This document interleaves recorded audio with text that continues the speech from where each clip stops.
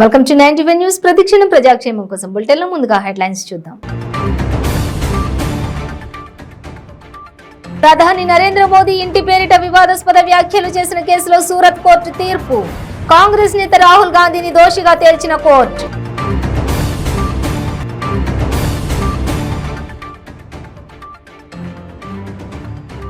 వివేకా హత్య కేసులో ఎర్ర గంగిరెడ్డి బెయిల్ను రద్దు చేయాలని సిబిఐ పిటిషన్. ఎర్ర గంగిరెడ్డికి నోటీసులు జారీ చేసిన తెలంగాణ హైకోర్టు. ఆంధ్రప్రదేశ్ లో కొనసాగుతున్న ఎమ్మెల్యే కోట ఎమ్మెల్సీ ఎన్నికల్లో ఉత్కంఠ. మైండ్ గేమ్ ఆడుతున్న అధికార వైసీపీ, ప్రతిపక్ష టీడీపీ పార్టీలు.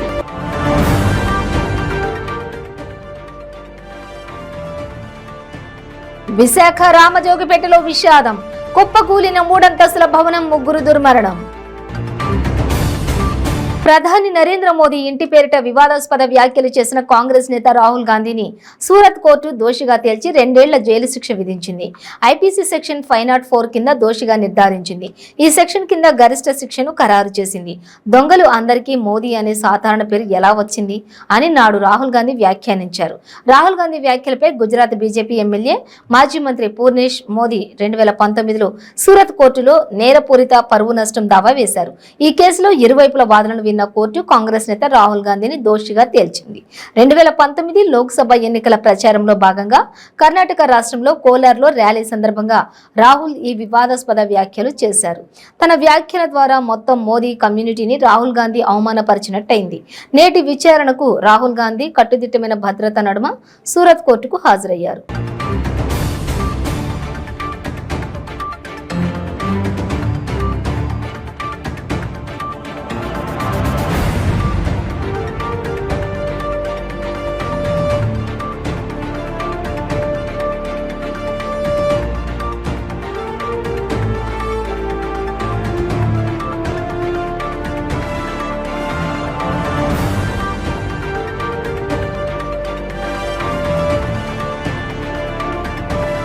మాజీ మంత్రి వైఎస్ వివేకానంద రెడ్డి హత్య కేసులో నిందితుడు ఎర్ర గంగిరెడ్డికి తెలంగాణ హైకోర్టు నోటీసులు జారీ చేసింది. గంగిరెడ్డికి బెయిల్ రద్దు చేయాలంటూ సిబిఐ దాఖలు చేసిన పిటిషన్ను ఈ రోజు హైకోర్టు విచారించింది. గంగిరెడ్డికి నోటీసులు ఇచ్చిన తర్వాత విచారణను ఈ నెల 29కి వాయిదా వేసింది. వివేకా హత్య కేసులో ఎర్ర గంగిరెడ్డిని 2019 మార్చి 28న సిట్ అధికారులు అరెస్ట్ చేశారు. 90 రోజుల్లో సిట్ ఛార్జిషీట్ దాఖలు చేయకపోవడంతో గంగిరెడ్డికి పులివెందుల కోర్టు బెయిల్ మంజూరు చేసింది. ఈ నేపథ్యంలో 2021 అక్టోబర్లో గంగిరెడ్డిపై సిబిఐ ఛార్జిషీట్ ఫైల్ చేసింది. అతడికి ఇచ్చిన బెయిల్ ను రద్దు చేయాలంటూ ఏపీ హైకోర్టు కోరింది. అందుకు కోర్టు నిరాకరించింది. దీంతో ఏపీ హైకోర్టు తీర్పును సవాల్ చేస్తూ సిబిఐ అధికారులు సుప్రీంకోర్టును ఆశ్రయించారు. గంగిరెడ్డికి ఇచ్చిన బెయిల్ ను రద్దు చేయాలని కోరారు. అయితే అప్పటికే వివేకా కేసు హైదరాబాద్ కు బదిలీ కావడంతో తెలంగాణ హైకోర్టుకు వెళ్లాలని సుప్రీంకోర్టు సూచించింది. ఈ క్రమంలో తెలంగాణ హైకోర్టులో సిబిఐ పిటిషన్ దాఖలు చేసింది. పిటిషన్ ను విచారణకు స్వీకరించిన ధర్మాసనం ఎర్ర గంగిరెడ్డికి నోటీసులు జారీ చేసింది.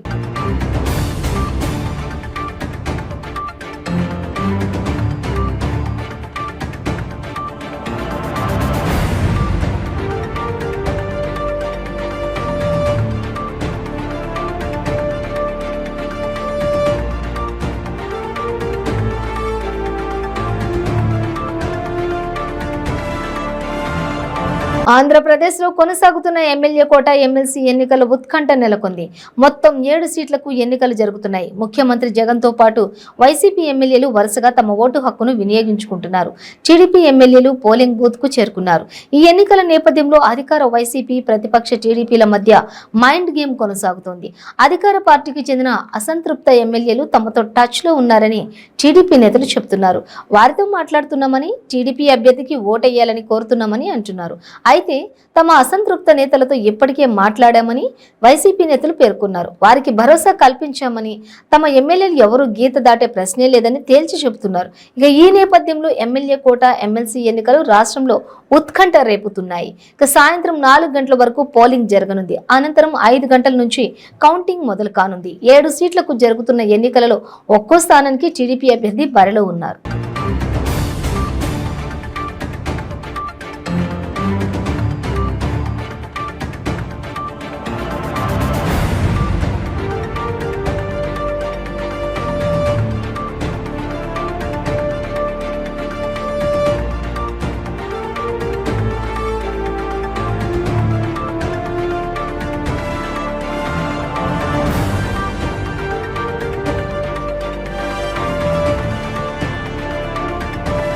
విశాఖ రామజోగిపేటలో విషాదం చోటు చేసుకుంది. పురాతన మూడంతస్తుల భవనం కుప్పకూలింది. ఈ ప్రమాదంలో ముగ్గురు అక్కడికక్కడే దుర్మరణం చెందారు. ఒకే కుటుంబానికి చెందిన ముగ్గురు మృతి చెందడంతో విషాద ఛాయలలుముకున్నాయి. శిథిలాల కింద చిక్కుకున్న 3 మృతదేహాలను ఎన్డీఆర్ఎఫ్ బృందాలు 2 మృతదేహాలను బయటకు తీశాయి. ఇంకో మృతదేహం కోసం ఎన్డీఆర్ఎఫ్ బృందం రెస్క్యూ చేస్తున్నారు. సమాచారం అందుకున్న పోలీసులు ఘటనా స్థలానికి చేరుకుని పరిశీలించారు. మృతులు సాకేటి అంజలి, సాకేటి దుర్గాప్రసాద్ చోటులుగా పోలీసులు గుర్తించారు. ఎన్డీఆర్ఎఫ్, పోలీస్, ఫైర్ బృందాలు రెస్క్యూ ఆపరేషన్ లో పాల్గొంటున్నాయి. డ్రిల్లింగ్, గ్యాస్ కట్టర్లు ఉపయోగించి ఎన్డీఆర్ఎఫ్ బృందాలు శిథిలాలను తొలగిస్తున్నారు.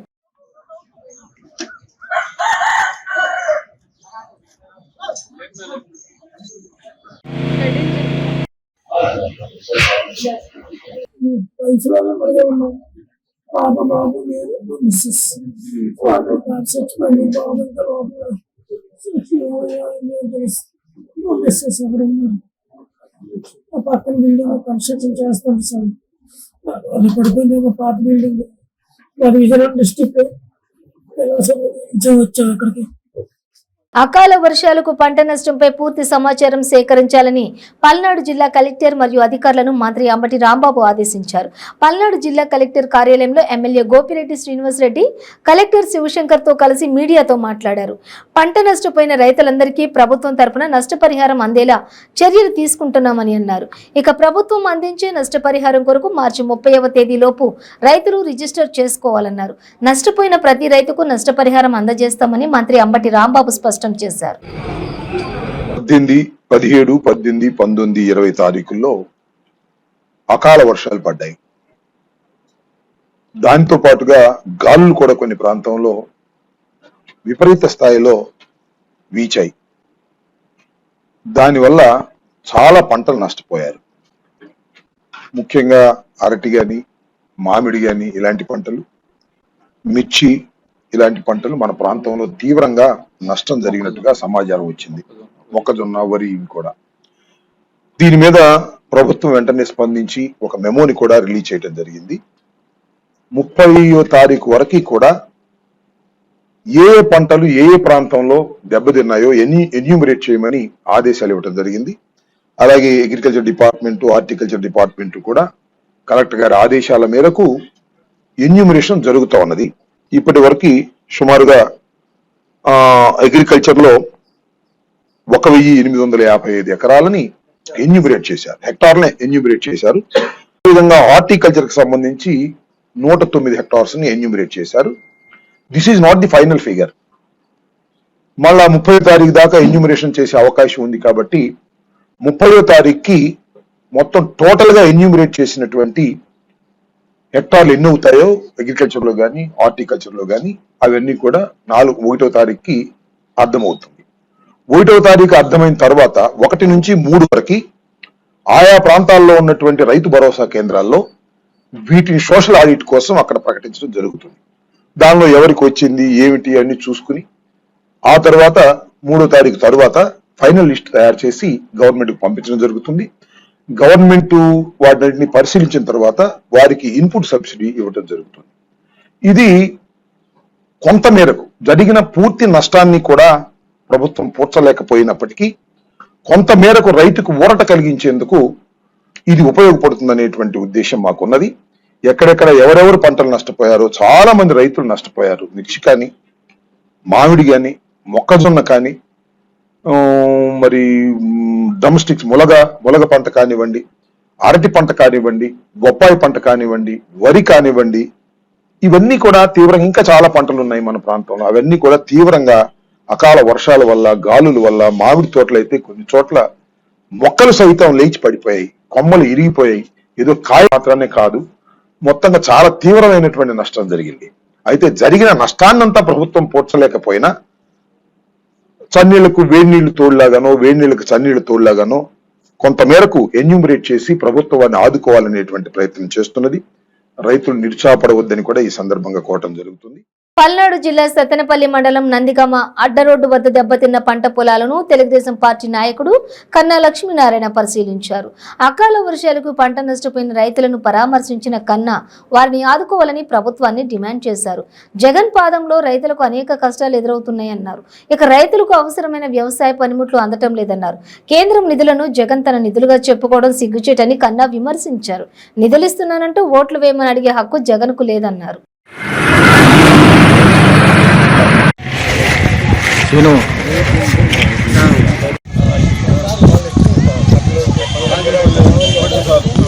జగన్మోహన్ రెడ్డి ముఖ్యమంత్రి అయినప్పటి నుంచి కూడా ఈ రాష్ట్రంలో ఉన్నటువంటి రైతుకి అనేక రకాల కష్టాలు, ఒక పక్క కల్తీ విత్తనాలు, కల్తీ పురుగు మందులు, ఇవన్నీ దాటి పంటకు వచ్చే సమయానికి అధిక వర్షాల వల్ల మరి పత్తి కానీ మిర్చి కానీ విపరీతంగా నష్టపోయినటువంటి మాట. గత 3 సంవత్సరాలుగా అయితే మిర్చికి తెగులు వచ్చి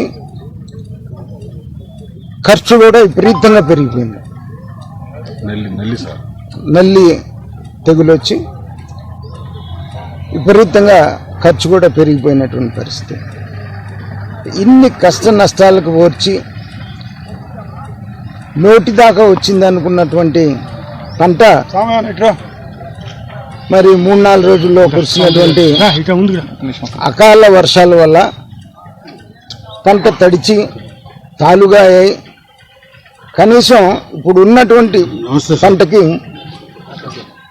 50% కూడా రేటు వచ్చేటువంటి పరిస్థితి లేకుండా పోయింది. ఇంతకు ముందున్నటువంటి ప్రభుత్వాలు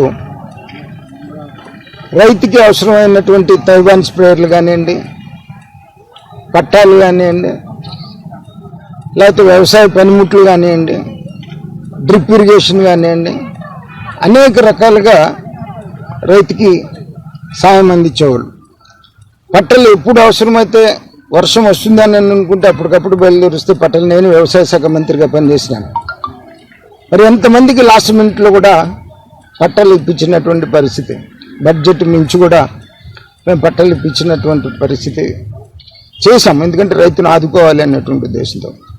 ఇవాళ ఏదో తను నేను భరోసాకి డబ్బులు వేస్తున్నాను, అన్ని దాంట్లోనే సరిపోతాయి అని నేను అనుకుంటే నువ్వు వేసే భరోసా డబ్బులు ఇంతకుముందు ఇస్తున్నటువంటి ప్రభుత్వాలు ఏదైతే రైతుకు సాయం అందిస్తున్నాయో, రైతుకు ఇచ్చేటువంటి వ్యవసాయ పనిముట్లు కానీ, లేకపోతే పట్టలు కానీ, తైవాన్ స్ప్రేయర్లు కానీ, వీటికన్నా నువ్వు ఇచ్చేదానికన్నా కూడా ఇవి గత ప్రభుత్వాలు ఎక్కువ ఇచ్చినటువంటి పరిస్థితి. రైతుకు వ్యవసాయంలో ఆదుకునేటువంటిదిగా చేదుడు వాదుడుగా ఉండే రకంగా వచ్చినటువంటి పరిస్థితి.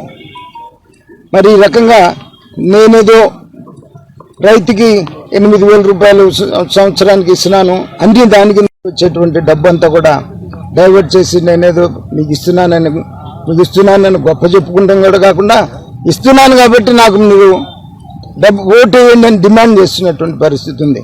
ఇదో మీ తాతగారు ముల్లె కాదు, నీ డబ్బు ఏమి ఇవ్వట్లా, కేంద్ర ప్రభుత్వం నుంచి వచ్చేటువంటి డబ్బు నువ్వు ఇస్తున్నావు అని చెప్పేసి నాకు ఓటు వేయమని చెప్పేసి నువ్వు అడిగే హక్కు నీకు లేనటువంటి పరిస్థితి ఉంది. బ్రేక్ తీసుకుందాం. క్యాన్సర్ క్యాన్సర్ క్యాన్సర్ ఎన్నో ప్రయత్నాలు చేసి ఇక క్యాన్సర్ తగ్గదు అనుకుంటున్నారా? ఒక్కసారి ఈ మెడిసిన్ 30 రోజుల కోర్సు వాడి ఫలితాన్ని చూడండి. GMP certified, AYUSH certified, government approval పొందినది. Breast cancer, liver cancer, ovarian cancer, cervical cancer, lung cancer, throat cancer, tongue cancer, mouth cancer, blood cancer, bone cancer, stomach cancer, colon cancer, skin cancer, rectum cancer, vagina cancer, kidney cancer, gall bladder cancer, pancreatic cancer, brain cancer, మొత్తం 24 రకాల cancer తగ్గుటకు, ఆరోగ్యకరమైన జీవితం పొందుటకు ఏకైక medicine వాడి cancer నుండి విముక్తి పొందండి. ప్రతిరోజు 1000 రూపాయలు సంపాదించే అవకాశం ఇప్పుడు మీకోసం. మహిళలకు, నిరుద్యోగ యువతులకు ఆర్థికంగా ఎదగాలని కష్టపడే తత్వం గల వారికి ఉపాధి అవకాశం. ప్రతిరోజు 1000 నుంచి 2000 సంపాదించుకునే అవకాశం పొందండి. మీరు కూడా ఆర్థికంగా ఎదగండి. అదెలాగో అనుకుంటున్నారా? రోటీ రైడర్ 10 నుంచి 20 సెకండ్లలో రోటీని తయారు చేసేస్తుంది. అంటే గంటకి 120 రోటీలు తయారవుతాయి. అదెలాగో ఈ వీడియోలో ఒక్కసారి చూద్దాం.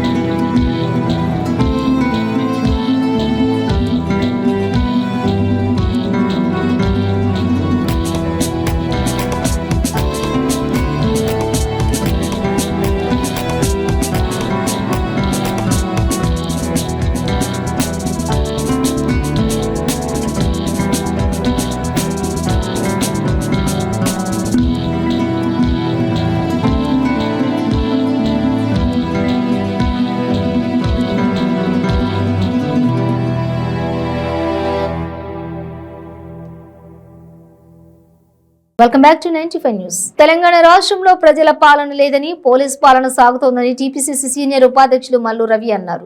పీసీసీ అధ్యక్షులు రేవంత్ రెడ్డి సిట్కు హాజరైన నేపథ్యంలో కాంగ్రెస్ నాయకులను అరెస్ట్ చేశారని తెలిపారు. పోలీసులు హౌస్ అరెస్టులు చేయడాన్ని తీవ్రంగా ఖండిస్తున్నామని ఆయన అన్నారు.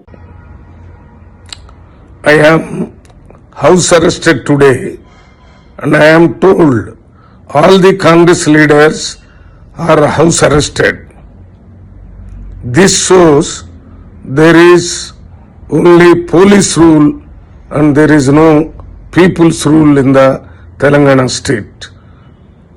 I condemn the arrest of all Congress leaders on the occasion of Mr. Revanth Reddy attending to sit today.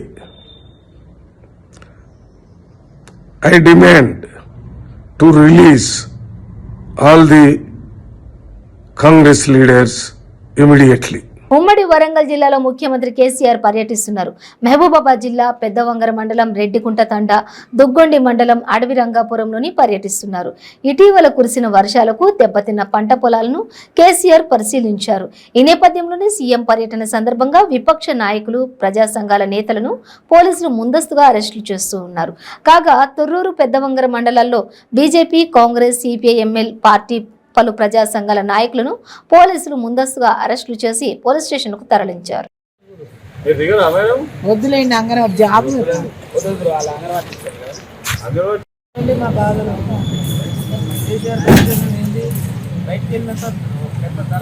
భారత విద్యార్థి ఫెడరేషన్ ఎస్ఎఫ్ఐ తెలంగాణ రాష్ట్ర వ్యాప్తంగా విద్యార్థి సంఘ నాయకులని అర్ధరాత్రి నుంచి అక్రమంగా అరెస్టు చేస్తా ఉన్నారు. వరంగల్ కు సీఎం కేసీఆర్ వస్తా ఉన్నారు కాబట్టి విద్యార్థి సంఘ నాయకుల్ని, రాజకీయ పార్టీల్ని, కుల సంఘాలని, ప్రతి ఒక్కరి ప్రజా సంఘాలందరినీ అక్రమంగా అరెస్టు చేస్తా ఉన్నారు. భారత విద్యార్థి ఫెడరేషన్ మేము ఒకటే అడుగుతా ఉన్నాం, ఎస్ఎఫ్ఐ ఆధ్వర్యంలో రాష్ట్ర వ్యాప్తంగా కూడా మేము ప్రకటించలేదు. ఈ వరంగల్ జిల్లాకు వచ్చేటువంటి కేసీఆర్ ని అడ్డుకుంటాం అనేటువంటిది ఎక్కడ కూడా ఎప్పుడు కూడా ఒక్క ప్రెస్ నోట్ కూడా విడుదల చేయలేదు. రాష్ట్ర కమిటీ తీర్మానం మేరకు ఎక్కడ కూడా అడ్డుకుంటామని చెప్పనప్పటికీ కూడా ఈ కేసీఆర్ గారు ఎందుకు భయపడి విద్యార్థి సంఘాలని, కుల సంఘాల, రాజకీయ పార్టీలు అందరినీ ఎందుకు అరెస్ట్ చేస్తున్నారో అర్థం కావట్లేదు. అదే విధంగా కేసీఆర్ గారు గతంలో జరిగినటువంటి ఇంటర్మీడియట్ 26 మంది విద్యార్థులు చనిపోయారు. నిన్నాక మొన్న గ్రూప్ 1, గ్రూప్ 2 కూడా విద్యార్థులు చనిపోయారు. ఇప్పటి వరకు కూడా అన్ని లీకులే, కాళేశ్వరం లీకులే, అన్ని లీకులే, ప్రతి ఒక్కటి లీకులే. విద్యారంగంలో కుట్టుపడిపోతున్నటువంటి విద్యారంగాన్ని దారిని తీసుకురావాల్సినటువంటి కేసీఆర్ గారే ఈనాడు అడ్డదారిలో నడుస్తా ఉన్నారు.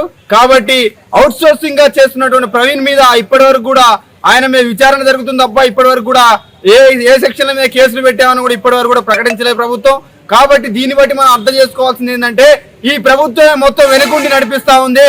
రేణుక అయితేంది, ప్రవీణ్ అయితేంది, వీళ్ళ హస్తం, వీళ్ళు నామకే వాస్తు మాత్రమే.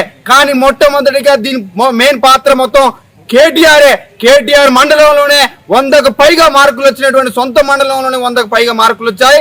కేటీఆర్ పాత్ర లేకుండా ఈ పేపర్ లీకేజ్ జరగలేదు. కాబట్టి తక్షణమే కేటీఆర్ ని, కవితని, కేసీఆర్ గారిని వెంటనే అరెస్ట్ చేయాలి. పూర్తి స్థాయిలో విచారణ జరిపి పేద బడుగు బలహీన విద్యార్థులందరికీ న్యాయం చేయాలి. 30 లక్షల మంది విద్యార్థులతో చెలగాటం ఆడుతున్నటువంటి కేసీఆర్ గారు రానున్న రోజుల్లో, రాబోయే 3 రోజుల్లో మరొకసారి కేసీఆర్ ఇంటిని ముట్టడించడానికి ఎస్ఎఫ్ఐ ఆధ్వర్యంలో కంకణం కట్టుకోవడానికి సిద్ధం అవుతుంది. ఖబర్దార్ కేసీఆర్, తక్షణమే విద్యార్థులపైన పెట్టినటువంటి కేసులను వెంటనే వెనక్కి తీసుకోవాలి. 30 లక్షల విద్యార్థులకు వెంటనే న్యాయం చేయాలి. అదే విధంగా విద్యార్థులు రద్దు చేసినటువంటి గ్రూప్ 1, గ్రూప్ 2 విద్యార్థులు మళ్ళా ప్రిపేర్ కావడానికి నెలకు 30,000 రూపాయలు నష్టపరిహారం కల్పించి కోచింగ్ సెంటర్లు ఏర్పాటు చేయాలి, భోజనాన్ని ఏర్పాటు చేయాలి, మళ్ళీ పరీక్షలు ఏర్పాటు చేసే విధంగా తక్షణమే ఏర్పాటు చేయాలి. విజయవాడ భవానీ ఐలాండ్ లో త్రుటిలో పెను ప్రమాదం తప్పింది. నదిలో 2 యువకులు బంపర్ రైడ్ కు వెళ్లారు. వేగంగా వెళ్తున్న బంపర్ ఒక్కసారిగా అదుపు తప్పి నదిలో పడిపోయింది. యువకులు లైఫ్ జాకెట్స్ వేసుకోవడంతో పెను ప్రమాదం తప్పింది. సకాలంలో స్పందించిన సిబ్బంది యువకులను రక్షించి బంపర్ బోట్ ను ఒడ్డుకు చేర్చారు.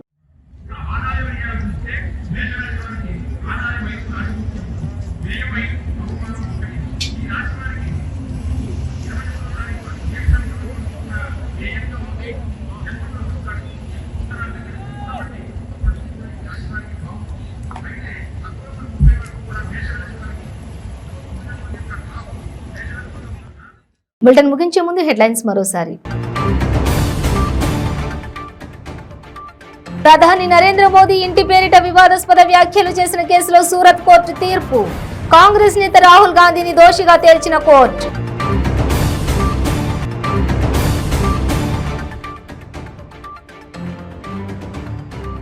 వివేకా హత్య కేసులో ఎర్ర గంగిరెడ్డి బెయిల్ను రద్దు చేయాలని సిబిఐ పిటిషన్. ఎర్ర గంగిరెడ్డికి నోటీసులు జారీ చేసిన తెలంగాణ హైకోర్టు. ఆంధ్రప్రదేశ్ లో కొనసాగుతున్న ఎమ్మెల్యే కోట, ఎమ్మెల్సీ ఎన్నికల్లో ఉత్కంఠ. మైండ్ గేమ్ ఆడుతున్న అధికార వైసీపీ, ప్రతిపక్ష టీడీపీ పార్టీలు.